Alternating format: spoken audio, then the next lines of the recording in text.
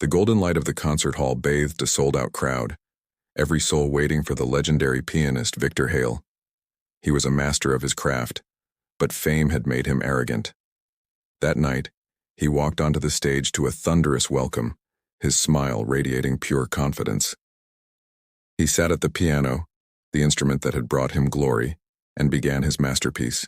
The music was flawless, powerful, and technically perfect. The audience was captivated.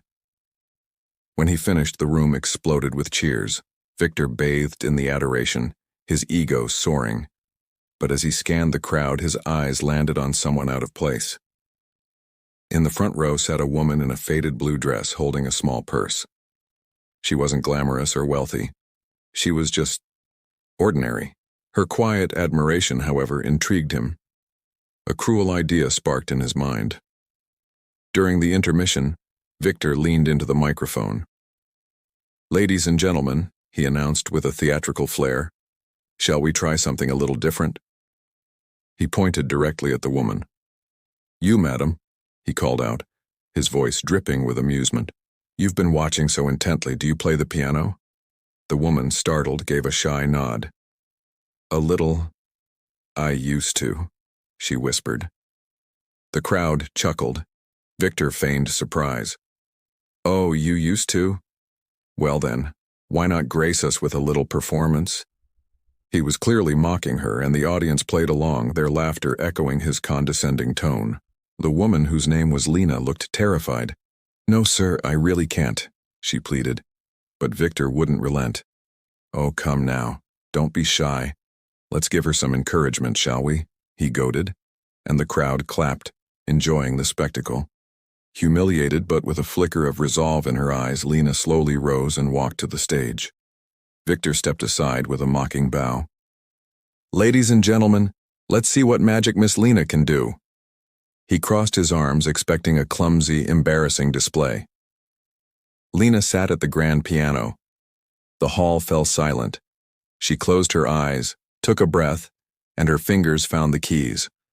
A single, trembling note hung in the air, followed by another. The melody that began to flow was not clumsy. It was exquisite, filled with a deep, soulful emotion. The laughter died instantly. Everyone leaned in, mesmerized. Victor's smug grin vanished. He recognized the classical piece, but Lena wasn't just playing the notes. She was breathing life into them, telling a story of love, loss, and hope. Her hands, once hesitant, now moved with a grace and power that was utterly breathtaking. The music swelled, filling every corner of the vast hall, each harmony more complex and beautiful than the last. Victor stood frozen, humbled. This was not the work of an amateur. This was the work of a true artist, one whose talent came from the heart, not the ego. When the final, haunting note faded, a profound silence enveloped the room. Then a single person began to clap. Soon, the entire hall was on its feet, giving a standing ovation that thundered louder than any Victor had ever received. Tears streamed down faces in the audience. They had witnessed something pure, something real.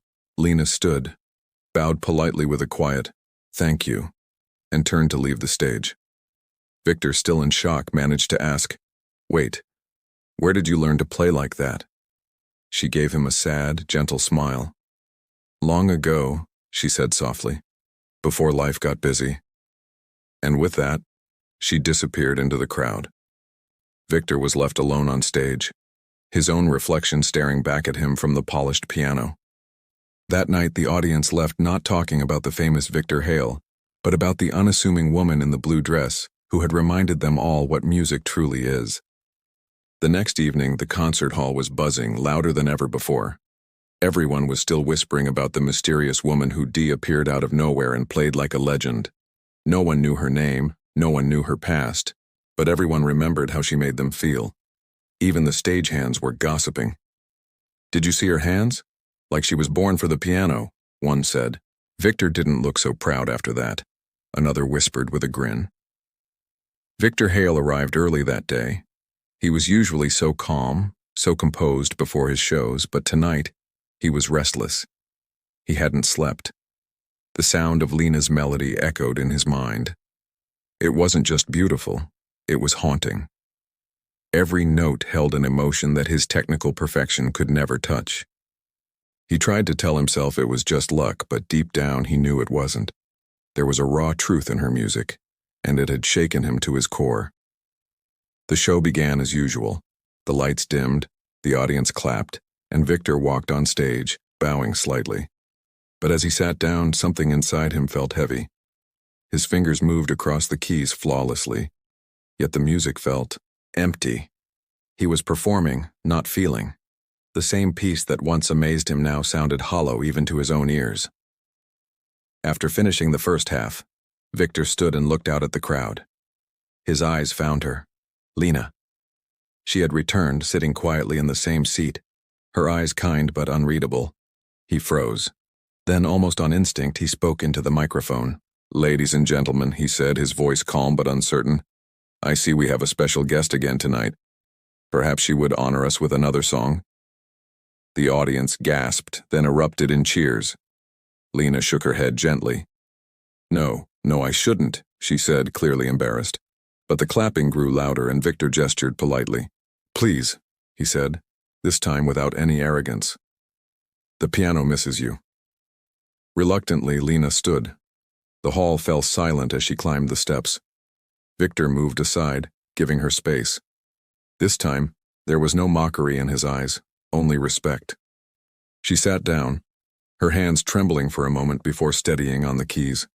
Then she began to play. The first few notes were light and pure, like gentle rain. The melody rose and fell like waves, carrying the audience into a dream. People closed their eyes, breathing quietly, as if afraid to break the magic. This wasn't just a song, it was a story. The music grew deeper, sadder. It spoke of loneliness, of broken promises, of years lost in silence. Victor felt a lump in his throat. He understood now. Her music was her life. Every chord was a memory, every note a scar. He could feel her pain, her strength, her entire journey through the sound. Then, something incredible happened. Halfway through, the lights flickered, and a small child's voice whispered from the audience, "Mama?"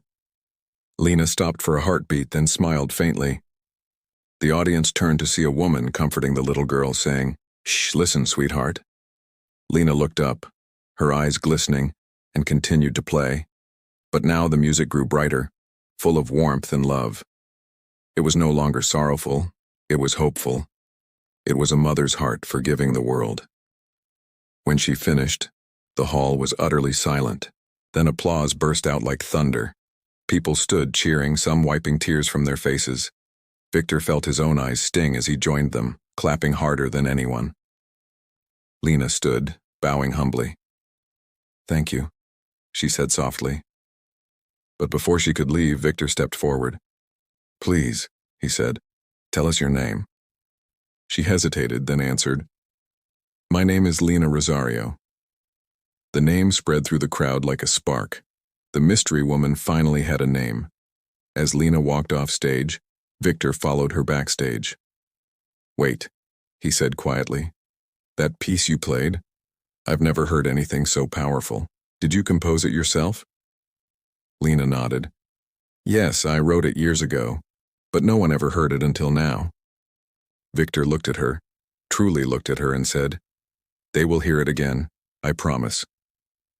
And in that moment, the proud pianist and the humble woman stood side by side, no longer rivals but two souls connected by music. Neither knew it yet, but that single performance would change both their lives forever. The next morning, sunlight poured through the tall windows of a small city newspaper office. On the front page, a headline in bold letters announced, "Unknown woman stuns audience. Her piano performance silences the great Victor Hale." Within hours, the story exploded across every social media platform. Clips of Lena's raw, emotional playing flooded the internet. People from all over the world began asking the same question. Who is she? The world had seen plenty of professional musicians, but no one had ever seen anything like her. A simple woman playing with the soul of a lifetime. The internet was buzzing, desperately trying to piece together her identity. Meanwhile, in a quiet corner of the city, Lena sat in her tiny apartment, The sound of the piano still echoed in her mind. Her old fingers ached, but for the first time in years her heart felt truly alive. She didn't have a computer or a smartphone, so she was completely unaware of the storm her performance had created. To her, it had been a single fleeting moment of honesty. Not about fame, not about ambition. It was just her and the music she had buried deep inside for far too long. Suddenly, a knock came at her door. When she opened it, a familiar face stood there. It was Victor Hale himself. Gone was the arrogance in his eyes. He looked tired, almost nervous, holding a bouquet of white lilies. "Miss Lena," he said softly, his voice barely a whisper. "May I come in?" She hesitated for a moment, but then nodded, stepping aside. He entered, his eyes taking in the small, humble home. The walls were bare except for a single faded photograph on a small table. A young Lena standing beside a grand piano, holding a trophy, her smile beaming with dreams. Victor placed the flowers on her old wooden table. "I owe you an apology," he said quietly. "What I did that night, it was wrong. I mocked you in front of hundreds of people. But then you played and you showed me what real music truly means. You reminded me of something I had forgotten a long, long time ago." Lena offered a faint, forgiving smile. "It's all right, Mr. Hale, I didn't take it to heart. Sometimes life has a way of surprising both the cruel and the kind." He sighed, the weight of his own words heavy in his voice. "You could have been a legend. Why didn't the world know your name?"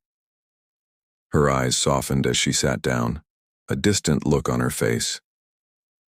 "I once dreamed of that," she began. "When I was young, I was accepted into the National Conservatory. I wanted to perform all over the world, but my husband fell terribly sick. Then my mother passed away. Life became about survival, not music. I started working wherever I could, cleaning, cooking, teaching small children. My piano, it gathered dust for years. But even then, I never stopped listening to the music inside my heart." Victor sat in stunned silence, humbled by her story. He realized how vastly different their worlds were. His fame was built on applause and recognition, hers on quiet sacrifice and struggle. Yet somehow, through it all, she had held on to a purity that he had lost somewhere in the glitter of his own success. When he finally found his voice again, it was soft and full of sincerity. "Miss Lena, would you consider playing again? Not as a guest, but as a performer. I want you to share your music with the world. With me." She laughed gently, shaking her head. "Mr. Hale, I'm not a performer anymore. I'm just an old woman trying to live quietly." But Victor leaned forward, his eyes intense. "No, you're not just an old woman. You are the soul that music forgot to honor. Please let me help you be heard again." Lena didn't answer right away. She looked down at her hands, rough and worn from years of hard work, yet still steady. These hands once dreamed of holding an audience's heart, and now, after decades of silence, that dream was knocking on her door once more. Finally, she spoke, her voice soft but firm. "If I agree, I will play one last time. But not for fame, not for applause, only for the love of the music that saved me." Victor nodded deeply, his expression full of respect. "That's all I ask." A week later, posters began to appear all across the city. Victor Hale and Lena Rosario, the miracle concert. People were stunned. "Who is she?" they asked again. "Why is the great Victor Hale sharing his stage?" Tickets sold out in a matter of hours. The media buzzed with uncontrollable excitement. Everyone wanted to witness the woman who had humbled the maestro. Back in her small home, Lena sat at her old piano, practicing late into the night. The air filled with her melodies, soft, sorrowful, and vibrantly alive. For her, this wasn't just a performance. It was a return to the part of herself she thought she had lost forever. And far across the city, Victor Hale stood by his own grand piano, listening to a recording of her playing. For the first time in his entire career, he wasn't thinking about perfection or applause. He was only thinking about feeling. The two of them, The proud pianist and the forgotten woman were about to create something that would echo through history. But neither of them knew just how deeply that one concert would change not only their lives, but the hearts of millions who would watch it unfold. The night of the miracle concert finally arrived. The city lights shimmered like gold, and the theater was packed beyond capacity. Cameras lined the aisles, reporters filled the back rows, and music lovers from all walks of life had come to witness what the world was now calling the return of Lina Rosario. Backstage, Victor Hale stood adjusting his cufflinks, but his hands trembled slightly. For the first time in years, he felt nervous, not because of the crowd, but because he knew this night wasn't about him. It was about her, about redemption, about the woman who had reminded him that music wasn't about fame, but about the soul. Lina stood a few feet away wearing a simple white dress. Her fingers touched the piano keys gently, almost like greeting an old friend. The lights dimmed, and the host's voice echoed through the hall. "Ladies and gentlemen, please welcome the world-renowned Victor Hale and the extraordinary Lina Rosario." The audience rose to their feet, applauding wildly. Lina froze for a moment, overwhelmed. Years ago, she had played in dusty churches for empty benches. Now thousands were waiting for her to play again.